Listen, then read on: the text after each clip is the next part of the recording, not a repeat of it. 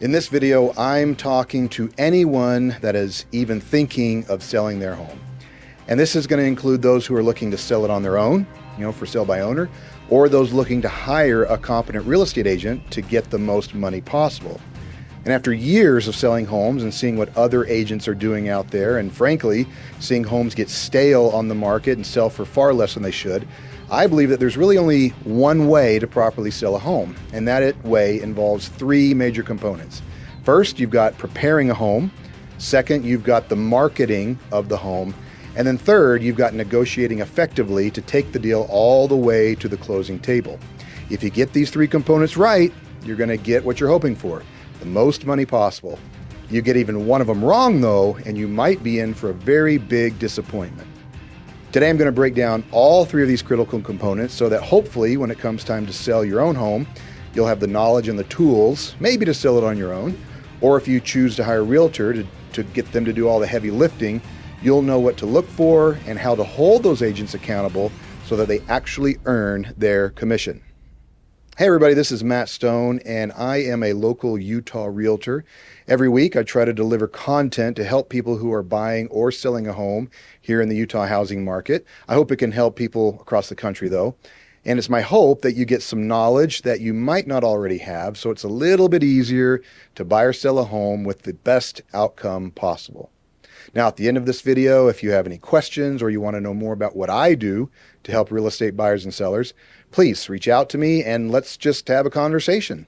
Let's talk about what you're hoping to accomplish and what I have to offer, and then you can decide if we're a good fit and it makes sense to work together.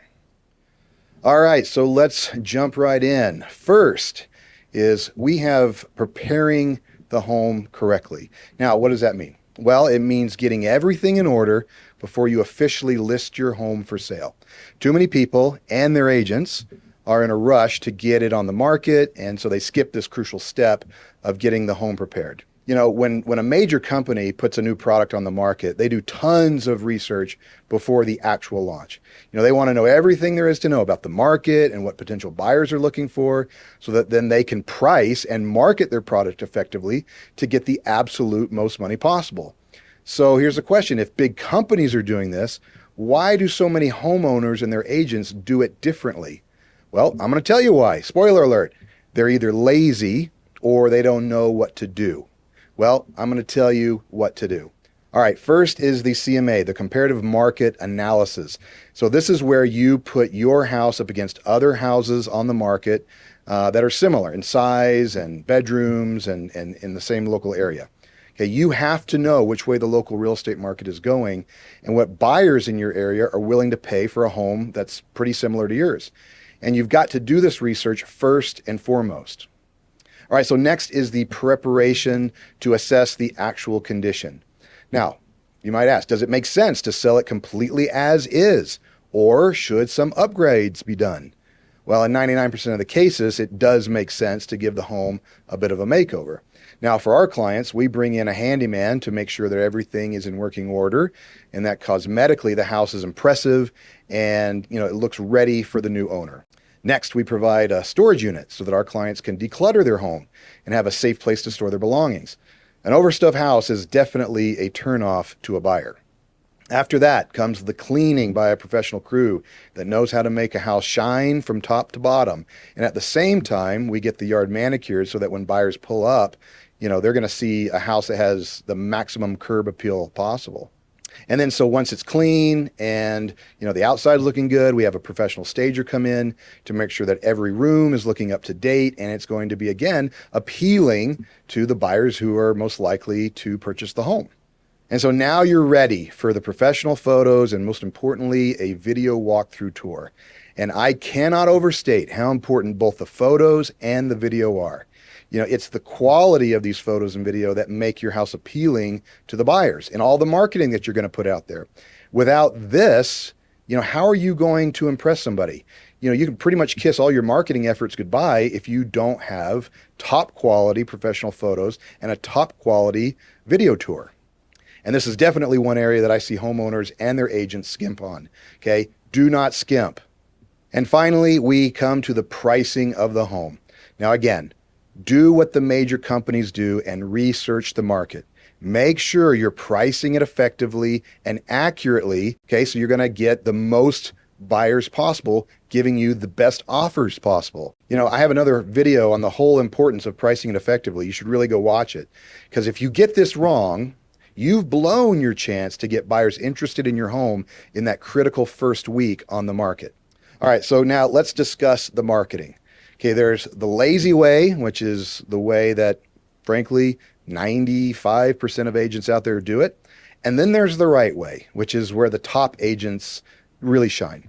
So the lazy way is they're going to put an MLS listing, they're going to put a yard sign, and they're going to put a lockbox on your house. Then they're going to let those websites like Zillow and Trulia and places like that in the MLS, and the buyer's agent who are out there, helping buyers find houses, they're going to let them do all the work. Okay, this is not who is best qualified to sell your home. Okay, and this is not who you hired to sell your home. Okay, the right way is far more complex and far more costly, but those costs should be incurred by the real estate agent, not the homeowner.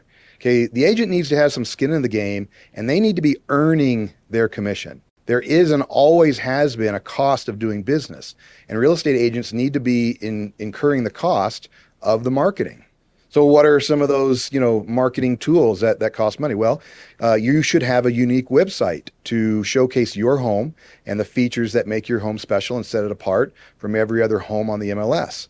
Okay, you need to have paid listings on all the big websites like Zillow and KSL in our area, Trulia, Realtor.com. Now, notice I didn't just say a listing, okay? That happens automatically when you put it on the MLS. But a paid listing so that your home shows up first and doesn't get lost in the shuffle. Okay, you've also got deluxe open house events. Now, there's a reason a lot of agents are going to say, well, we don't need to do an open house. And when they do an open house, they fall really short and they fail to bring a buyer. Most of the time, that's because the listing agent isn't marketing it properly, and they don't even do the hosting. They're doing the absolute bare minimum. Also, usually, it's some new agent that's looking for buyers who really has no idea about your home and what makes it special. They're just there to hopefully, represent some buyers, maybe on your house or any other house. Make sure you hire an agent who knows how to do an open house properly and effectively to get buyers. Okay, so on to social media. There are paid ads on YouTube and other social media like Facebook and Instagram. I mean, look, everybody knows that social media is huge. People are spending hours and hours a day there. But knowing how to use it effectively and correctly is the key for you or your agent to find buyers for your home. And then you've also got buyer prospecting to local brokers and agents, as well as buyers who might be relocating to your area. There really are so few real estate agents who actively prospect to potential buyers. I guess it's just laziness. But the best agents set aside time every day to make calls and present their client's home to agents and those potential buyers. All right, now last on the list to effectively selling a home is the negotiating and taking the deal all the way to the closing table. Now, negotiating doesn't come natural to most agents. In fact, most agents around this area are afraid to have a phone conversation because of fear, or they're too anxious, or some other reason. Usually texting and emails is all that they're going to do to communicate. I'm not sure why they got into real estate without having negotiating skills and communication skills. Perhaps it's for the paycheck. They see how much real estate agents can make. Maybe it's just to serve. They really like helping people. But most of the time, negotiating is a whole other thing, and they're just not equipped. You have to consistently practice your skills and not be afraid to talk in person or over the phone with other agents or buyers to get the homeowner the best deal possible. Most just aren't equipped. Negotiating does not stop at accepting an offer. Many times throughout escrow, there's going to be issues that arise that need your agent to negotiate on your behalf. You've got inspections, appraisals, due diligence period.